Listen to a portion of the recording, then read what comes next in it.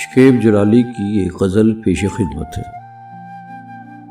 मुरझा के काली झील में गिरते हुए भी देख, सूरज हूँ मेरा रंग मगर दिन ढले भी देख। हर चंद राख होके बिखरता है राह में, जलते हुए परों से उड़ा हूँ मुझे भी देख।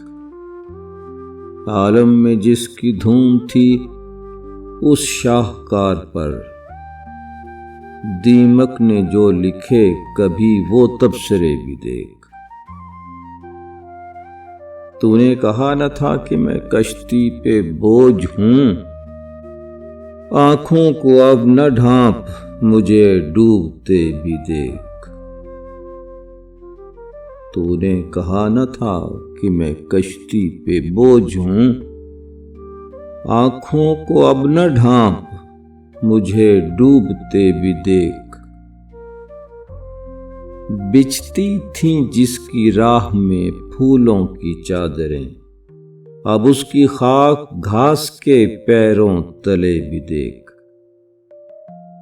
क्या शाखे बासमर है जो तकता है फर्श को, नजरें उठा शकीब कभी सामने भी देख।